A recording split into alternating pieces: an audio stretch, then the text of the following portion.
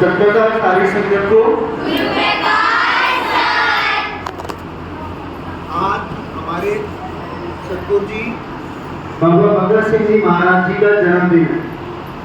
जन्म दिहाड़ा बोलते हैं, जन्मदिन तो हर इंसान का होता है, लेकिन ऐसे संत महापुरुष जो समय समय पर हमारे को, हमारे जीवन, हमारी जिंदगी जीने का उद्देश्य क्या है, उसका मूल मंत्र क्या है, ये समझाने के लिए समय समय पर ऐसे संत महात्मा धरती पर जन्म लेते हैं, प्रकट होते हैं और अपना पूरा जीवन समाज को संवारने में, सुधारने में लगा देते हैं।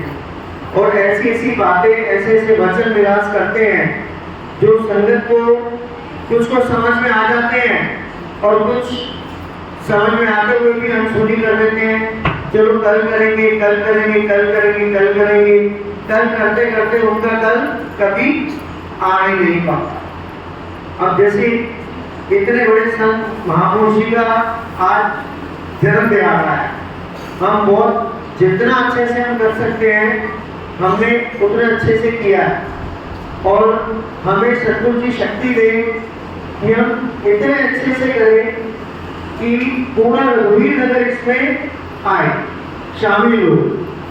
अब जिसकी सामर्थ्य नहीं भी है वो भी प्रसाद लेके आ रहे हैं यहाँ पर। हमारे पे प्रसाद इतना हो जाता है कि हम उसी टाइम संगत को बांटते हैं, बांटने के बाद भी प्रसाद बच जाता है। तो ये वो दिन हम आज देख रहे हैं कि हमने वो दिन भी देखा था जब संगत सत्संग सुनने के लिए नहीं होती थी, 4, 5, 6, 10 बच्चे होते थे बस, और कुछ। और आज कम से कम हम 50, 60, 70, 80 लोग, 100 लोग तो हैं जिनको समझ आ रहा है सत्संग का मतलब क्या है, हमारा जीवन, हमारा जिंदगी जीने का उद्देश्य क्या है। अब कुछ बहनें तो ऐसी होती थी, नीचे की सलवार किसी और रंग की है, ऊपर की शर्ट किसी और रंग की है, चुन्नी किसी से बांध के ले आती थी। अब वो ऐसे आती थी कि चलो भी हमने फॉर्मेलिटी करने के लिए जाना है। तब हमने समझाया कि आप जितना अच्छे तरीके से आओगे, जो सतगुरु जी वचन विलास कर रहे हैं, उतना ही आपको अच्छे तरीके से वो बातें आपके दिमाग में जाएंगी। हम इसको अगर हवा में समझ के आएंगे, भी नॉर्मल बातें हैं, नॉर्मल बातें बोली जा रही हैं, हमने सिर्फ उसके बाद जो पूरी मिलनी है, चावल मिलने हमने वो खाने हैं और डकार मारना और घर को बाहर निकलना है, तो उसका कोई हम कह ही नहीं सकते, उसके बारे में हम कुछ भी हम नहीं कह सकते। लेकिन जो व्यक्ति इन बातों को समझेगा, भाई हम बड़े अच्छे ढंग से हमें जो सत्संग में वचन बोल रहे हैं उनको सुनना चाहिए। जैसे मैं अभी सुन रहा था सत्संग, तो सुनते सुनते ही कुछ बातें ऐसी हैं जो मैं लिखनी, टाइप करनी भूल गया।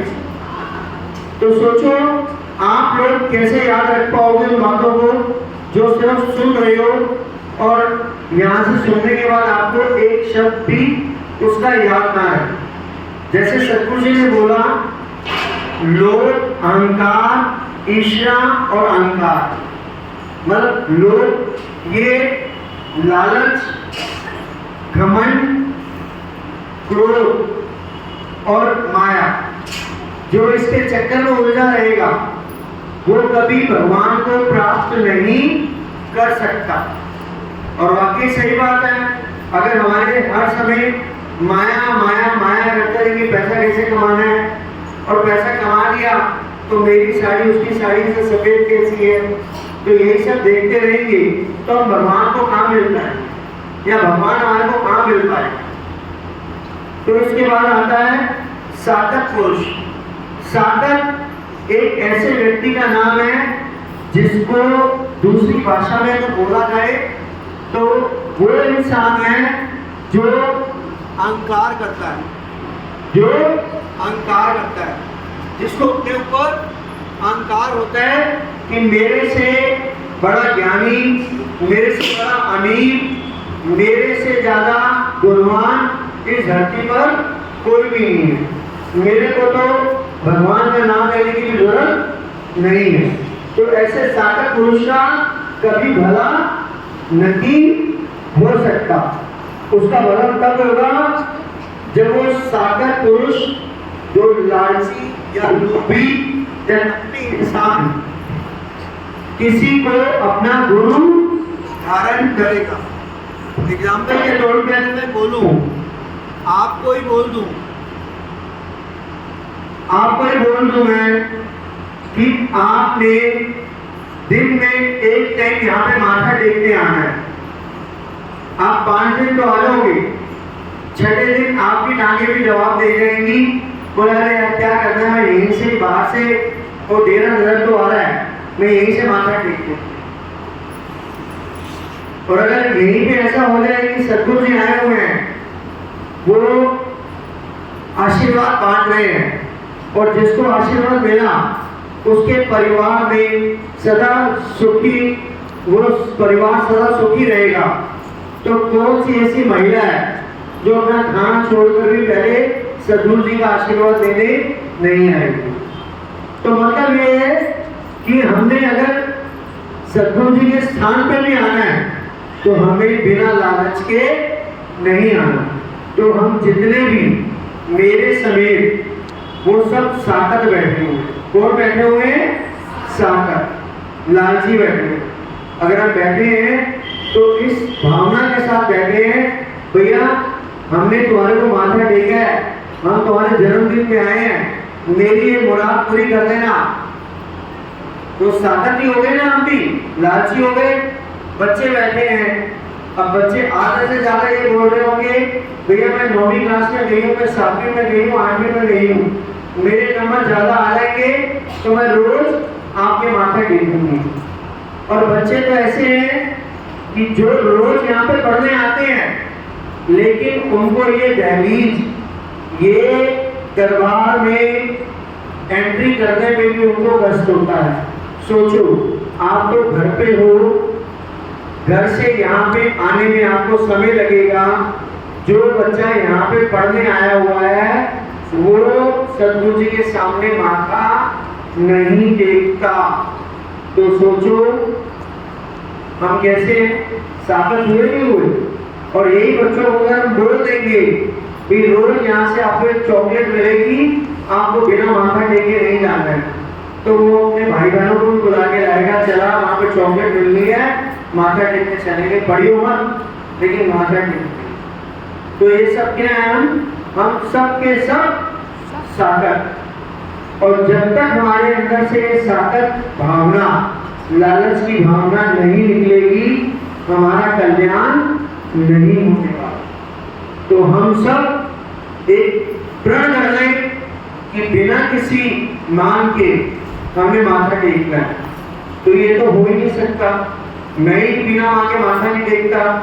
मेरे को माथा टेकने में 10 मिनट लग जाते हैं, 5 मिनट भगवान का नाम लेता हूँ, 15 मिनट की मेरी डिमांड होती है। 15 मिनट की मेरी डिमांड होती है, ये बिल्डिंग और ऊंची बन जाए, यहाँ संकट और ज्यादा आगे लग जाए, हमारा लंगर बहुत अच्छा बने, हमारी टीचरें बहुत अच्छी हो जाए, हमारे डॉक्टर बहुत अच्छे हो जाए। भले ही समाज के लिए मांगा तो सही, 15 मिनट तो मैंने अपने लिए लगाए और 500 मैंने ईश्वर के लिए लगाए। तो क्या मैंने किया? मैं तो ईश्वर को नहीं किया ना, मैं तो सिर्फ अपने लिए किया। तो ये सब कुछ बातें ऐसी हैं कि जो हमारे को जाननी बहुत जरूरी है। महापुरुष की निंदा करनी ही नहीं चाहिए। इंसान की निंदा तो बहुत नॉर्मल बातें होगी, लोग तो महापुरुष की भी निंदा कर देते हैं। अब हवा, पानी, आकाश और धरती, जो हमारा जो शरीर जो बना है, जो हवा से बना है, पानी से बना है, आकाश से बना है, धरती से बना है और अग्नि से, ये 5 तत्वों से मिलकर हमारा शरीर बना है। और इस शरीर में अगर परमात्मा का नाम नहीं लिया, हमने किसी को गुरु धारण नहीं किया, तो ये राख की ढेरी है। क्या है? राख की ढेरी, मिट्टी है। प्रण कर लो कि हम चाहे राम राम अपने घर में सुबह शाम 5 मिनट बोलना है, क्योंकि गुरु तो इतनी आसानी से मिलते ही नहीं है। सब्जी तो है नहीं, हर ठेली पे मिल रही है। भैया कितने की है? 5 रुपए किलो टमाटर, आगे देखती हूँ 4 रुपए किलो मिल जाए, 4 रुपए किलो मिल गए, आगे देखती हूँ 3 रुपए किलो मिल जाएंगे। अब 3 रुपए किलो मिल गए, आगे देखती हूँ शायद 2 रुपए मिल जाए। अब कोई महिला तो ऐसी भी होती होगी, चलो रात को होंगी 12 बजे, जब लोग टमाटर बेच के जा रहे होंगे, जो बच रहे होंगे वही उठा के दे जाऊंगी, उसमें अच्छे चुन लूंगी, पैसे ही नहीं लगेंगे। मैंने ऐसे लोग देखे हैं, तो मैं आपको उदाहरण दे रहा हूं। सब्जी मंडी में ऐसे लोग भी आते हैं कि जो लोग रात को आते हैं 12 बजे के टाइम में, मैं और मेरी पत्नी जब सब्जी लेने जाते थे, वो दोनों मियां बीवी जो सब्जी वाले सब्जी फेंक देते थे, उसमें से सब्जी चुनते थे अपने घर के लिए। सोचो, ये मैंने आंखों से देखा हुआ है, तो मैं आपको बोल रहा हूं। मैं कोई कहानी नहीं वहां आपको बता रहा, मैंने ये देखा है खुद, उनको सब्जी चुनते हुए, जो रोड पर सब्जी पड़ी हुई है सब्जी मंडी में। तो सोचो, जिसकी सोच ऐसी होगी कि मेरे को पैसा खर्च ही ना करना पड़े, तो क्या भगवान का नाम जपेगा? तो उसको तो भगवान के बारे में पता ही नहीं होगा, भगवान कुछ होता भी है।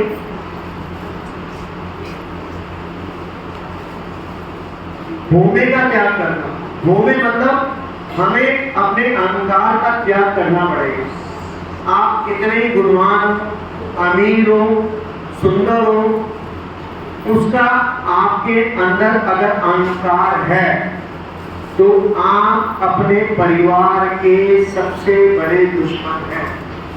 अपने बच्चों के दुश्मन हैं, अपने माता पिता के दुश्मन हैं, अपने पूर्वजों के दुश्मन हैं,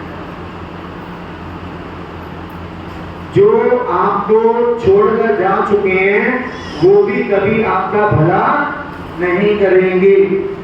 तो इसलिए भूमि का त्याग कर दो। अहंकार मन में मत रखो कि ये मैंने किया। ये जो पीछे सद्गुरु जी बैठे हैं ना, जो कर रहे हैं वो कर रहे हैं। जो मंदिर में जा रहे हो, जो कर रहे हैं, राम जी कर रहे हैं, कृष्ण जी कर रहे हैं, हनुमान जी कर रहे हैं, आप कुछ नहीं कर रहे। अगर आप मंदिर तक भी पहुंच रहे हो, तो ये भी उनकी कृपा है।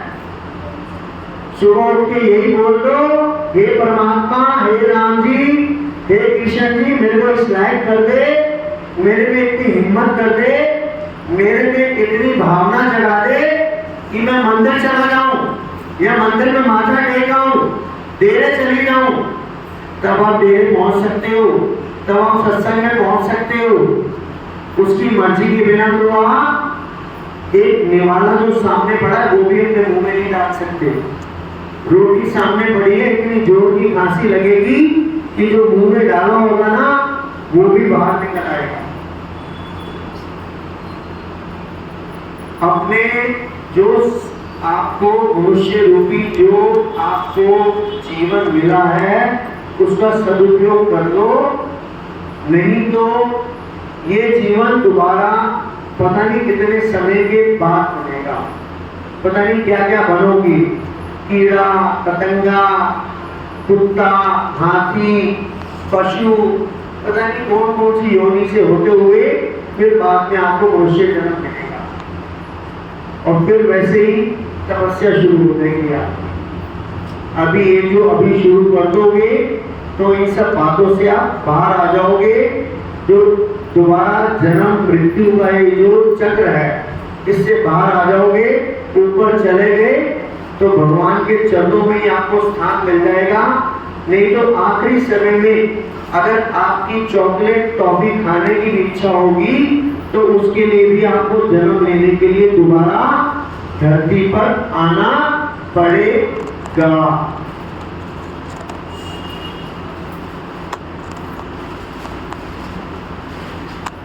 शब्द की सूरत से मिलना तभी होगा जब आपका मोह माया से त्याग होगा।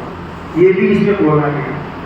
इतनी सारी बातें बोली हुई हैं कि मैं अगर दोबारा से शुरू करूंगा तो हो सकता है कुछ लोग उठ के जाना शुरू हो जाए।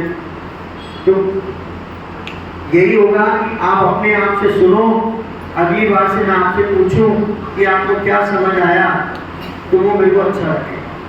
अभी एक साखी का एक पन्ना पढ़ते हैं, उसके बाद एक सदगुरु जी के चरणों में अर्जी लगाएंगे आपके परिवार के लिए, देश के लिए, आपके बच्चों के लिए, फिर उसके बाद लंगर करें।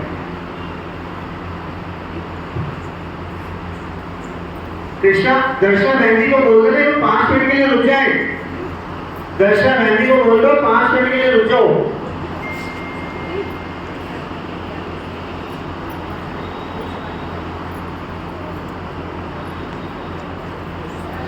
त्रिवेणी ये कुर्सी अंदर ले आओ, इनको अंदर बिठाओ। छोटी सी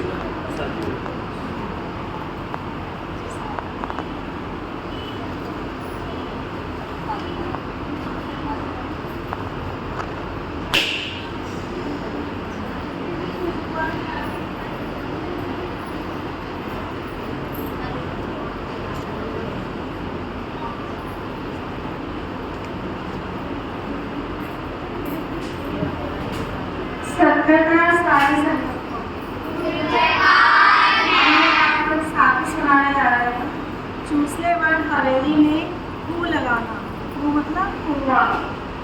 फरवरी 1934 ईस्वी सदगुरु बाबा जी महाराज साहेब जी माघ फरवरी की अमावस्या के बाद एक चूसले वन हवेली में कुआं लगवाने के लिए पहुंचे। ईंटें आ चुकी थी। हजूर बाबा जी महाराज साहब जी के भतीजे भाई साहब मक्खन सिंह ने एक नई कई रस्सी बनाकर रखी थी। अगले दिन सवेरे कुएं के लिए किल्ली काटकर रीति अनुसार दायां हाथ अंदर रखकर जब रस्सी से लकीर खींचने लगे तो हजूर जी ने फरमाया, इस तरह नहीं, दूसरी ओर घुमाओ। बायां हाथ अंदर रखकर तो हुक्म अनुसार लकीर खींची गई।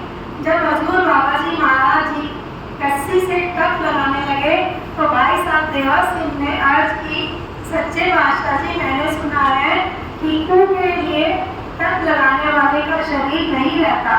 इस तरह कहकर उन्होंने आप ही कप लगा दिया। प्रसाद काटा गया, कुएं की खुदाई शुरू की गई तो चूसले वाले की संगत ने अर्ज की, सच्चे बादशाह जी, यह कुआं हमें मंजूर नहीं है। आप ही कप लगाते तो यह तीर्थ बन जाता, इसलिए यह पाठ खोदी एक जगह फूल भर दिया जाए और फिर आप जी कप लगाओ। हजूर जी ने आज मंजूर कर ली और पाठ भरने का हुक्म दिया। पाठ भर दिया गया और हजूर जी वापस तरन तारण आ गए। फिर अगली अमावस्या करके हजूर जी दूसरे वर पहुंचे। दूसरी नई रस्सी बन चुकी थी। पहले की तरह किल्ली गाड़कर पहले पहाड़ के पश्चिम की ओर रस्सी घुमाई और हजूर जी ने 5 टप्पे लगाकर कस्सी साधु देव सिंह जी को पकड़ा दी। प्रसाद काटा गया और कुएं की खुदाई शुरू हो गई। साधु देव सिंह जी कुएं में पानी निकल आने पर कस्सी से मिट्टी बाहर निकालते थे। आप जी जब फुल्का खाने लंगर में जाते तो कस्सी साफ ही रखते, किसी को वे कस्सी नहीं पकड़ाते थे। एक बार बापी बीबी नंदी ने हजूर जी के पास आज की, सच्चे बादशाह जी, भाई मेहर सिंह लंगर में फुल्का खाने के लिए आते समय भी कस्सी साथ रखता है, क्या सोते समय भी साथ लेकर सोता है? तो हजूर जी ने फरमाया, बीबी, इसने हमसे कुछ लेना जो है। जब कुएं की खुदाई पूरी हो गई तो पानी हजूर जी को पेश किया गया। हजूर बाबा जी महाराज जी ने, पानी तो बहुत मीठा है, लग गया तो आप जी की हजूर सदगुरु बाबा जी महाराज साहब जी के साथ ही वापस तरन तारण आ गए। परंतु वह कस्सी घिस कर खत्म होने तक किसी को नहीं।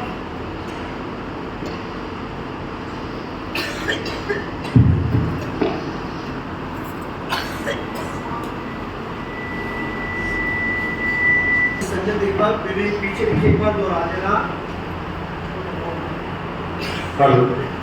सद्गुरु जी दया करना हम सबके परिवार में सुख समृद्धि और खुशहाली बनी रहे।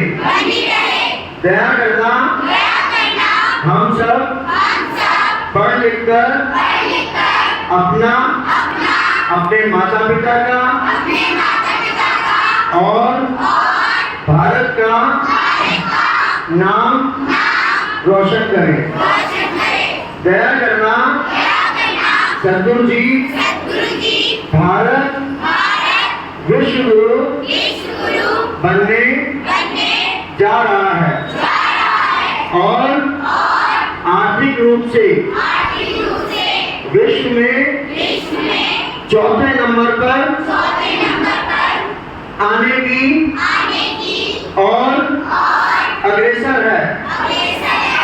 दया करना आपकी कृपा दृष्टि पूरे भारत पर बनी रहे। इसकी तरक्की में जो भी रुकावट बने उसको नेस्तो नाबूद कर देना। उसको बिल्कुल खत्म कर देना। भारत के सदा अंग संग रहना। भारत विश्व गुरु बने और यहाँ का राजा हमेशा नेक ईमानदार और सच्चा हो। दया करना सद्गुरु जी अब हमसे गुलामी नहीं सही जाएगी। आपकी ताकत का हर एक को पता लगना चाहिए। दया करो हम सब पर पूरे भारतवासियों पर जो भी दुश्मन है हमारा उसको खत्म कर दो। दया करो अब हमारे को देश स्वरूप में दर्शन दो। दया करो सद्गुरु जी।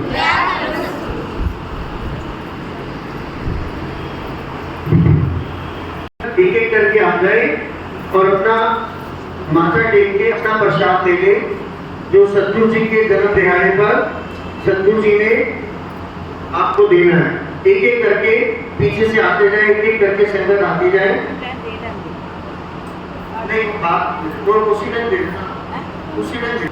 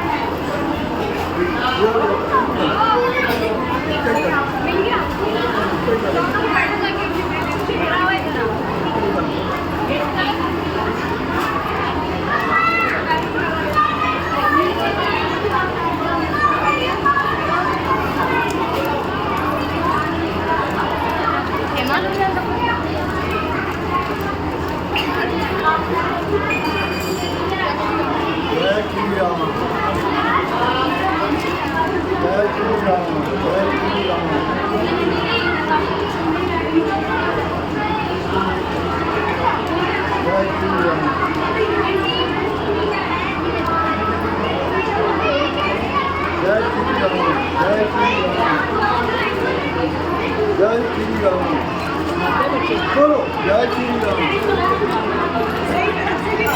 जय श्री राम,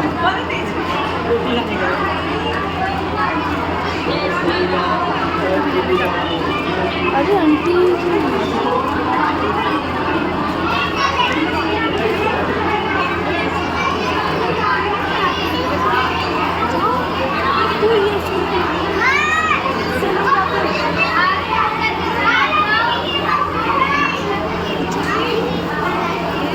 ले लो अब उससे छीन लो जाते हैं मैंने बच्चे से ले ली यस लड़की से वो पढ़ती है नहीं तब आपको बताया नहीं पढ़ती है